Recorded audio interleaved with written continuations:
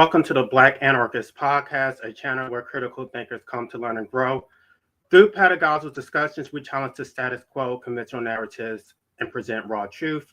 I'm JC, author of the Black State Project, The Path to Sovereignty, Reparations, and Rebuilding Black Wall Street.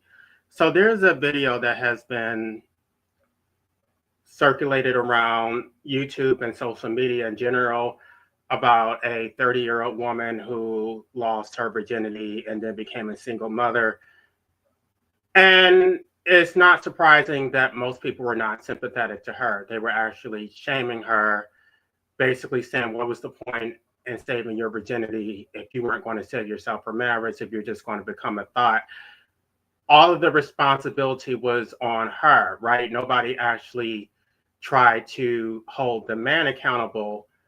And this is something that I've talked about in my first book, Blaming on the Dress, the Manufacturing of Black Homophobia and Performative Masculinity, because the community values masculinity above all else, right? So as long as you're masculine, you get a free pass to do whatever you want.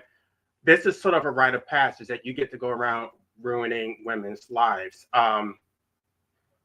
And actually, people respect you for that. They would actually prefer that you be a man who destroys women's lives than to be gay, right? Being gay is like the worst thing ever. And I also talked about in the book how we're privy to the conversations, right?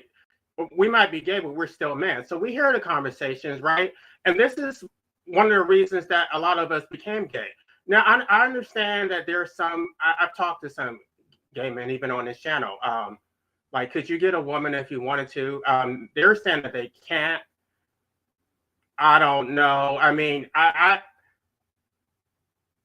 just going to be honest. Like, I would not have a problem getting a woman. Like, I've had women approach me, and these were attractive women. So, I mean, when I was in the military, when I got out the military in college, I guess I haven't really gotten any attention from women lately, but I really haven't been seeking out any attention. I never have. So, suffice it to say, if I wanted to get a woman, I could. And it probably wasn't, I don't think that I was always, I guess I don't want to make this whole channel, this whole video about my sexuality, but I don't think that I was always fully gay. Like, there probably was a point where I was somewhat attracted to women, but not in a way that most men are. Like, if I was going to be with a woman, I would have to be monogamous. I would have to be, marry and, do the whole role, because I would take my responsibility seriously. But I guess my whole thing is that because of the way my life turned out, there was no way I would ever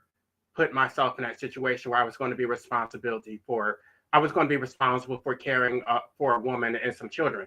I don't think I ever wanted children, but there probably was a point that I probably could have been with a woman if the circumstances were right. But I'm not going to pull somebody down the gutter with me. Like, that's what I keep trying to emphasize. You can't hold me to the same standards that you hold a straight man to. Because the whole conversation about being successful, it's like, no, that is a responsibility for straight men, because they are responsible for protecting and providing for women. But for gay men, that is not our responsibility. And one of the easiest way to turn someone who is questioning their sexuality, it's not even there's two ways I could approach this, but I guess I'm only going to address one. I guess I'll just briefly mention the first. The first one is the abuse, right? The abuse that we got from our mothers, which I'm going to mention in this context. I'll get back to that. But the second thing is that we bear witness to the way women are treated, right? We're privy to the locker room talk. I heard this shit from my own father, right? I know how men talk about women. I'm not going to say all of them, but what I'm going to say is, when I was privy to those conversations, I would be the only one objecting, and everybody would be looking at me, giving me the side eye. They did not really see women as being fully human. And and I know that goes both ways, but we're talking about right now in the context of a woman who saved herself for the so-called right one. Um, they didn't see women as being fully human. It was always a joke. It was always, oh, I got this woman to do this. I got this woman to do that.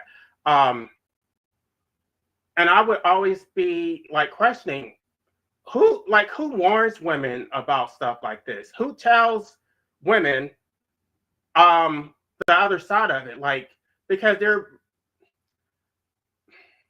okay, here's the thing. Here's the thing. There, and I can say I was guilty of this too. What makes women easy prey, and I'm going to include myself in this, even as a gay man. Like, what makes women an easy prey is the fact that they're so willing to believe a fairy tale, right? They believe that there is some like the Mr. Right. There's somebody who's going to come in and save them, especially if you didn't have a strong relationship with your father.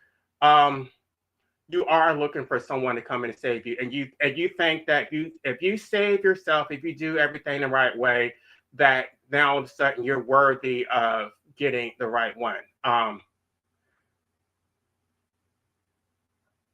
Gosh, I really don't want to make this about myself, but I've talked about this on my channel. How I went through this a very similar circumstance as a gay man, that I was manipulated into giving away my virginity to an older man. I mean, it's not exactly the same because she's a woman. I get it, and she's and now she has a baby that she has to raise. But maybe I should play the video before I keep talking. Let me play the video. I wish that for you men to be honest with women from the beginning. I've been battling this for years, crying for years, because I went from a virgin at almost 30 years old to a single mother. And it hurts me because I've been silent for too long. And all I hear people say is they disrespect women and mothers all the time. But they don't never talk about how men lie and deceive women. And they don't even want to be with them. I wish I would just be honest with women before the trauma begins. So I went from a virgin to almost 30 years old to a single mom, to be in trauma, to be in survival mode. That's what obsessed me the most. Like, I was a good girl my whole life, loyal to people that deceive me the most. And that's what messes me up the most. Like, I didn't even have a choice whether or not to be in survival mode. But you men don't care, you just move on to the next. You don't care who you put in survival mode. And y'all not trying to elevate at all. You're not trying to be with any woman. You're not trying to be with the woman that you really want to be with. Because you play games. You all play games for generations to come. All right, y'all. And I'm not sure why she would put this on social media, because she's thinking that she's going to get some kind of sympathy from people. They don't give a shit. They're going to basically use this. She's going to be fodder for social media. They're going to say, ha, ha, ha, you gave it up. You fell for the okie doke. They're not going to actually feel sorry for her. What they're going to say is that she was dumb. She should have known better. She should have known better. She should have chose better, right? And then they're also going to weaponize the fact that she was 30 years old. So they're going to say that she should have known better. How was she supposed to know better? This is the thing. Nobody actually sits down and gives you the talk, right? I guess I'll share this. My niece, when she was turning like 16, she started developing. And I mean, it's so fast how they grow. Like, she looked like a grown woman, like full chest, curves, everything. My brother sent me the picture thinking like she's a little girl. I was like, that's a woman. Like, I need to sit down and have a talk, because I knew he wasn't going to actually do it right. He wasn't going to actually tell her what she needs to know. Nobody ever tells you what you need to know. You got to learn the shit the hard way. And I don't understand why. I mean, he's a single father, but he wasn't going to give her the talk. But mothers don't sit down with their daughters and give them the talk, mainly because even when they're in their 40s, and well, obviously you're not even waiting until they're in the 40s to have children, but they're probably 30s and 40s when these girls are when their daughters become sexually active. They don't have to talk because they never learn from it, right? They're still living in fairy tale land where they think that Mr. Right is still, that he still exists. Y'all can listen to y'all can listen to people like Vivica Fox, right? Who's in her 50s. Is she fit? I don't know, late 50s, whatever she is. And she still believes that Mr. Right is out there. Before I say this, before I forget, let me just say this. One of the biggest downfalls that people have, again, I'm including myself in this as a gay man. One of the main things that you can do to really screw yourself up psychologically is to think that you're saving yourself for the right one. That is the worst thing you could possibly do, because there is no right one, right? First of all, you should not be giving yourself away because it's for somebody else's benefit, right? That was her mistake. If you are going to have sex, it's to be for your benefit. And I'm going to actually say this. I'm going to even go further. It is far more traumatizing to save yourself, in her case, for 30 years, and then give it up to this person who was supposed to be Mr. Right. And then you realize, oh, I've saved myself for all these years, and for what? That's another thing they don't tell you. She would have been better off being a hoe. She would have been better off being a hoe, but she should have been a smart hoe. She should have used some damn protection, right? Because that's the whole thing. The emphasis is on saving yourself, right? It's not on using protection. Because if she would have used protection, then she would not be in this predicament. But no, the moral framing of this is to save yourself for Mr. Right. And then there's no conversation about using protection, because they'll spread this lie that condoms break. No, they don't. I've used a lot of condoms and I've never had a condom break. I don't know whose condoms are breaking. I don't know if you're stupid to where you're using Vaseline and baby oil, but if you use the proper lubrication, they don't break. They have to give a margin of error. They're going to say 99%, 99 point, whatever it is. But if you're using them properly, they're not going to break. And even if they do break, you can actually switch it out. I mean, I've never had a condom break, so I don't know what the hell these people are talking about. But they don't tell you to use protection, right? What they tell you is to save yourself for the right one. That is not going to protect you from anything, because there is no right one. If she would use protection, she would not. I'm not sure why, after all those years, she decided to have sex. She decided to have unprotected sex, because nobody actually had the conversation. Let me get it back to my niece. So I wanted to have the conversation with her, because I knew my brother wasn't going to do it right. Right.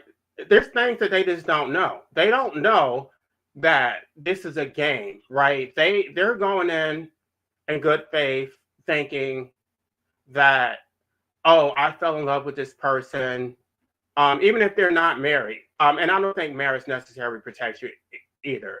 But they think, I fell in love with this person. This is my soulmate. All that bullshit. They fell for that okie doke. And then they don't think that they have to keep their guard up, right? And to be it's the ones who are the least threatening ever. Like the ones who seem so sincere, they seem so compassionate, like they're actually genuinely interested in whatever. I don't know if this person was a narcissist, but they can sense that. They can see your vulnerability, and they pounce on it.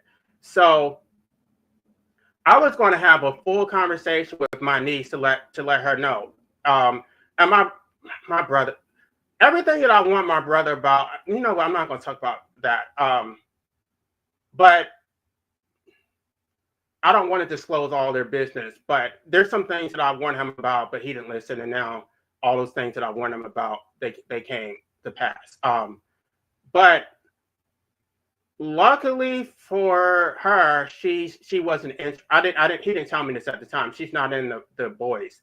Now she's saying that she kind of is, but she still prefers girls. I kind of was relieved when she was only into girls because that meant that she was going to be protected. But the fact that she is into boys means she's going to end up being. And he never had the conversation with. He should have done this when she was much younger. She's going to end up like this. She's going to end up being a single mother, and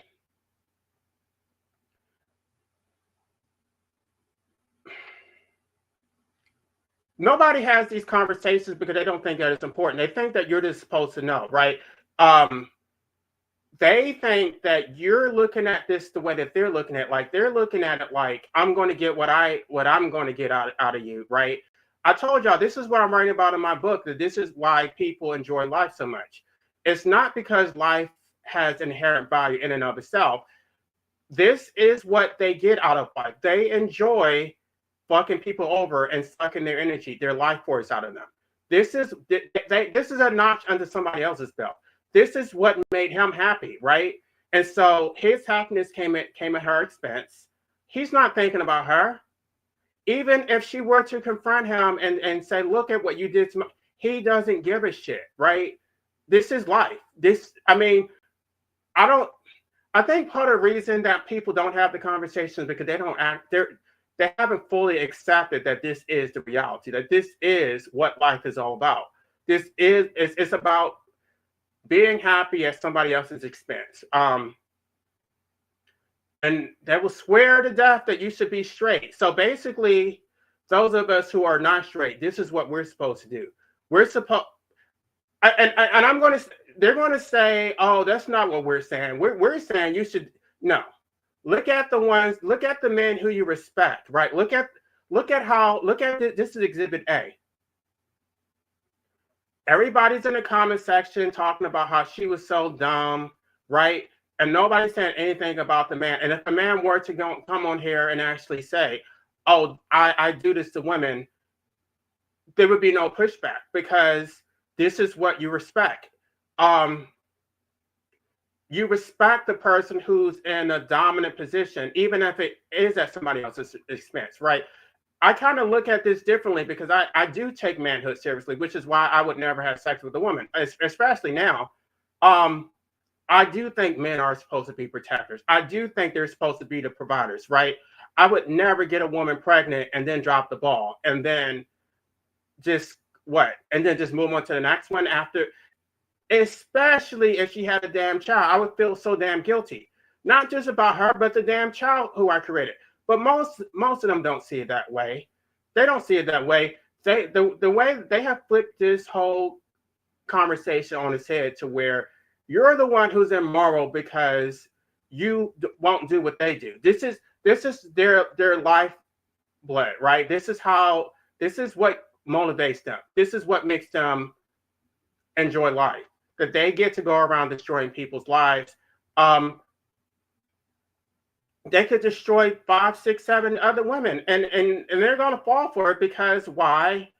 They're being sold a fairy tale. Again, I can't say that they're all narcissists, but narcissists do prey on people's vulnerability, right?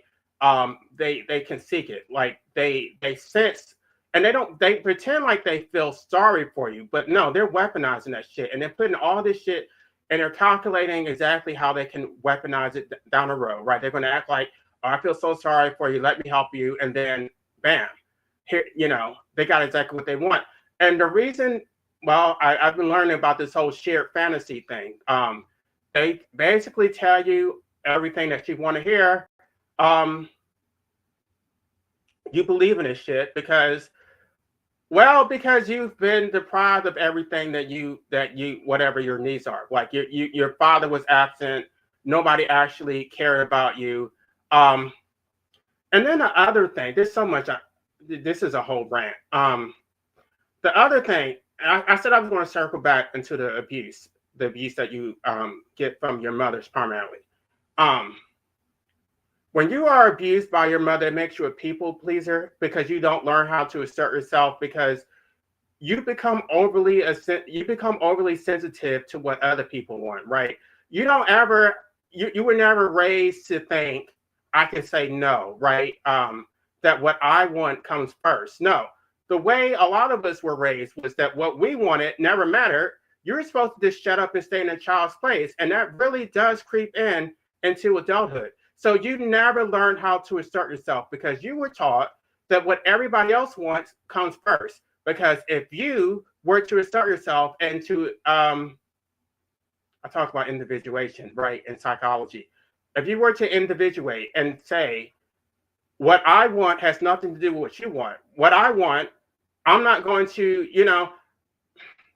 it's almost like they expect you to just roll over and just let them abuse you. And your happiness comes second. You should always put their happiness no matter what. And then that translates into real life situation. And of course, they're going to say, oh, you're an adult, you should know better. No, this is why in my new book, I do talk about the moral debt of life enslavement, that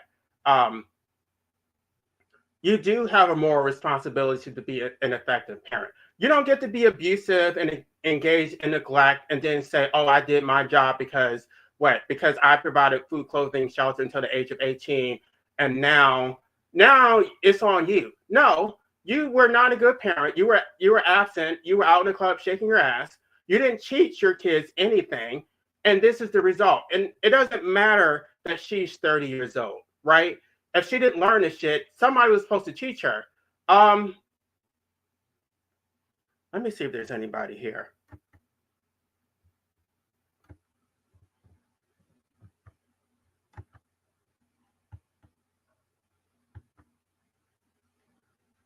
Well, that's the thing though.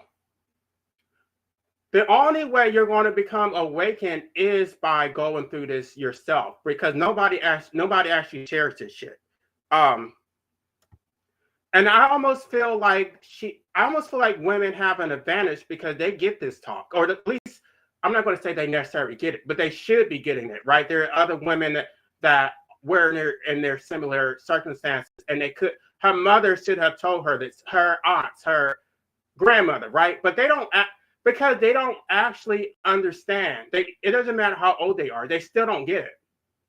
I would assume that they had an advantage that I didn't get as a gay man, because I didn't have any conversation. Like I had to learn everything by myself. But the difference is that I actually did learn, right? She's in here sharing her story, and they don't feel sorry for her, and they're not going to actually relate to her and then pass this information on. No, they're going to shame her. This has nothing to do with the man. The man did nothing wrong.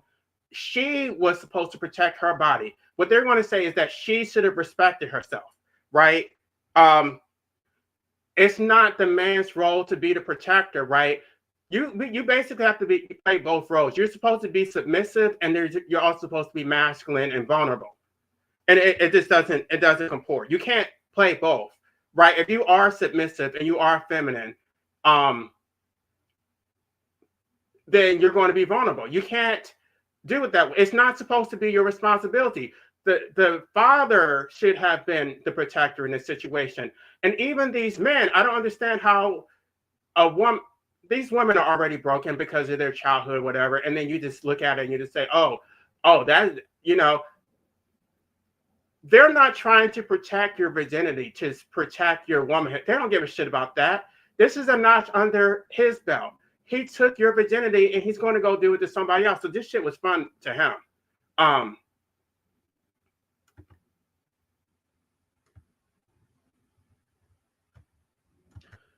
Well, yeah, one of the things I want to say is that anarchists are against our hierarchy. So the whole patriarchy, we don't participate in that shit. So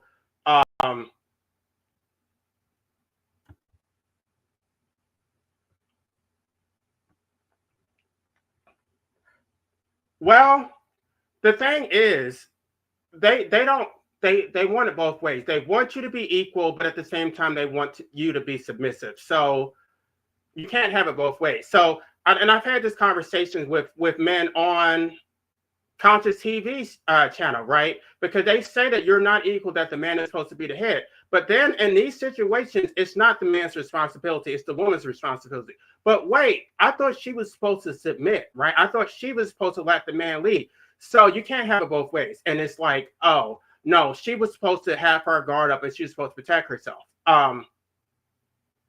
No, they don't want you to be equal. And I asked the guy, "Are you a feminist?" And he said he swore up and down that he wasn't a feminist. That he was a traditional proponent of the patriarchy. And I'm like, no, you sound like a feminist to me because you want equal response. You want women to share equal responsibility with men. I'm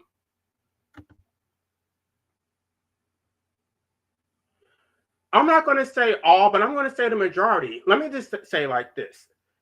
I would never, I'm going to keep it real.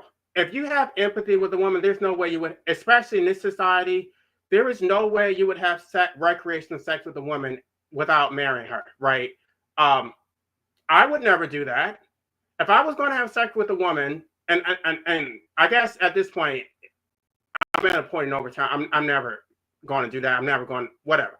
But if I were, back when I was young, when I actually had, a promising future and all that, and I have been seduced by women, I would never have sex with a woman who I wasn't married to because it reduces her social currency. In society, they're not going to respect the woman. So the way I look at it is, I ruined this woman. It's my responsibility to be the protector and provider. So if let's say, my friend from high school jumped in. I talked to y'all about that, how she jumped in bed with me naked, trying to get me to impregnate her. Anyway, I wasn't attracted to her, so it didn't work. But if, let's say hypothetically I did, then that would have been my responsibility, especially if she got pregnant. I would have had to marry her. Mainly, I'm not a Christian anymore, but I guess I don't take Christianity literally, but I still, I believe in its moral underpinnings. Like, I do believe that if you get somebody pregnant, you're supposed to marry her. That you're supposed to be a good protector and a good father. Mainly because I didn't get that shit growing up. So I would never want a child to be raised in a broken home.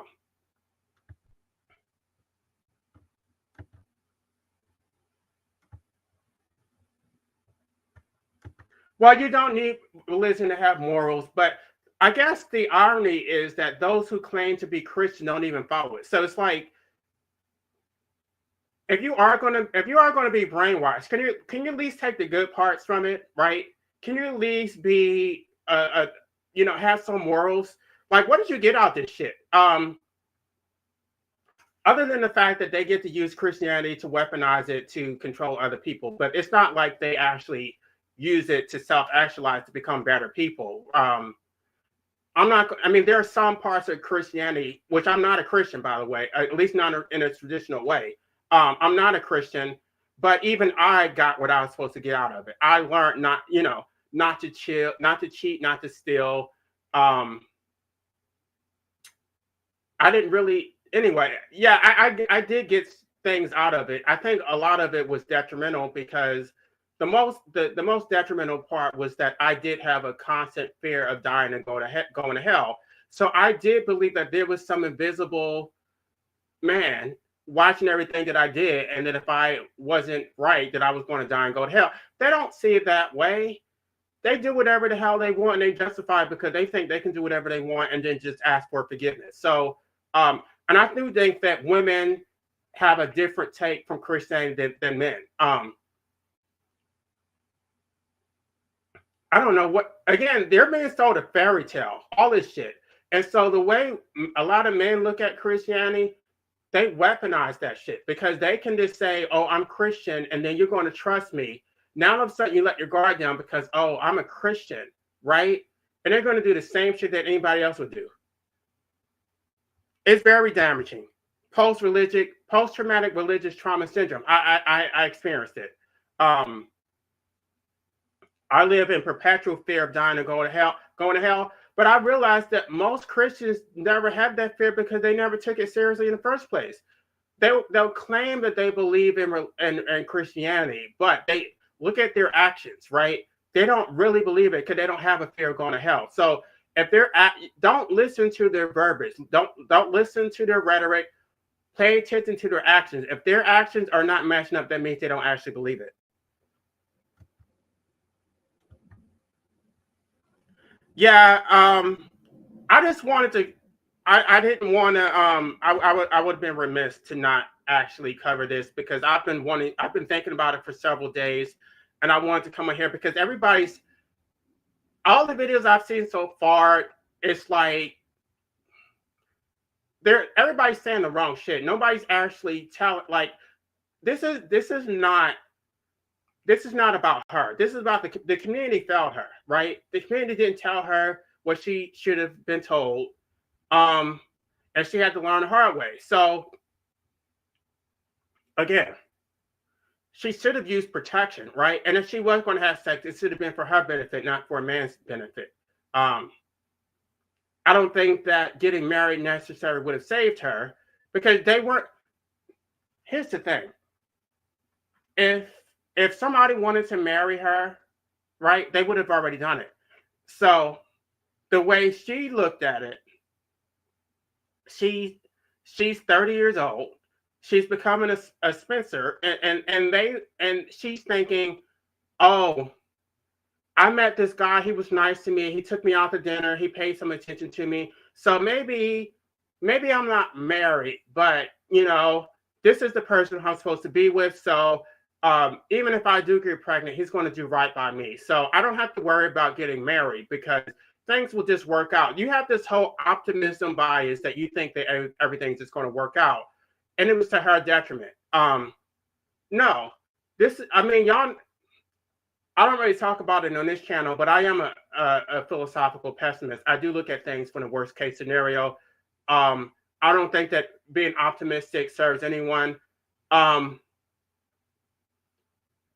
I guess the most disconcerting thing is really understanding human nature, that humans are predatory, that humans don't really have empathy.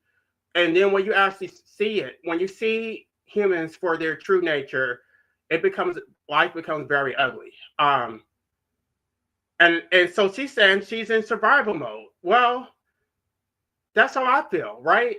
I've been in survival mode for a very long time. But at the same time, now she has a child, and now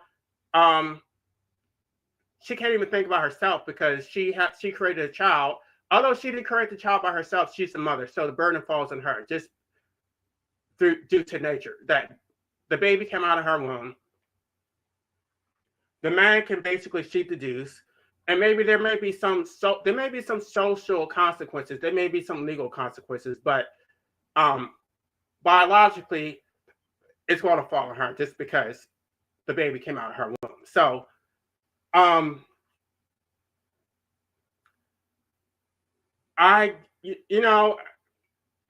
book sort of addressed, but y'all can actually read the first book, but because that book, the Blaming on Dress, wasn't just about gay men. It was also about the relationship between men and women in general. That in the community, they do respect men who exploit women, right? They don't respect gay men because that's considered weak. But if you do exploit women, right, that's the part of the performative masculinity, that it makes you look masculine even though you're not. You're not masculine in a traditional sense because you're not a protector and provider, but you were able to dominate a woman, right? You can dominate a woman, but you can't dominate a man. And to the community, that is respectable. And they're never going to explicitly say that, but that was my first book. Blaming on, if y'all go to my channel and look at, I forget where it is, but it's on my channel. I have Blaming on the Dress. I have the Black State Project, and I also have my upcoming book, which is Whose Life Is It? So All of this is on my website. But I guess a lot of people didn't read my first book, but they thought it was just about gay men. It really wasn't. That was a part of it, but this was about the community's dysfunction and all this shit right here. Okay, good. I have a whole chapter about the relationship between gay men and Black women. And basically, as long as you're masculine, then you get a free pass to do anything. You can destroy people's lives, you can rob, cheat, and steal, and they absolutely respect it because it's not about your actual character. It's about a performance that you can perform to be masculine, and that is all that matters. So, please check out my first book, and if you want, I could. Well, no, because I don't have. I guess I could make it available for free again if you want me to. Let me know in the comment section if you want me to make it free again. If you want to read my book, Blame It on Dress, I can make it available. Just let me know. But yeah, this shouldn't have happened to her, but this isn't her failure. This is a failure by the entire community. And I do feel sorry for her. If I knew this person, if she was in my family, if she's in my circle, I would have given her the talk. But this is very unfortunate, but it's very common. Okay, thank you. Well, yeah, if you would buy it, I greatly appreciate that, because I did make it available, and then people they downloaded it or whatever, but they didn't. I can see somebody actually read it, and it's like a lot of people just don't read because they think reading is boring. So I do try to come on here and talk about it, but yeah, it was my first book was actually good, but I guess people didn't understand what it was about. It wasn't just about gay men. It was about the dysfunction in the community. So if you want to check out the book, I appreciate it. And if you do, please leave a review, because I haven't gotten any reviews for it, even for those who did read it. So I wanted to do a video about the difference between a free market economics and free market economics. I'm going to talk about that later, but I want to do this first. So I'm going to go ahead and end this live stream. Thank you for listening to the Black Anarchist Podcast. Be sure to like, share, and subscribe. The struggle is real, and the fight for liberation is far from over. Get sovereign or die trying.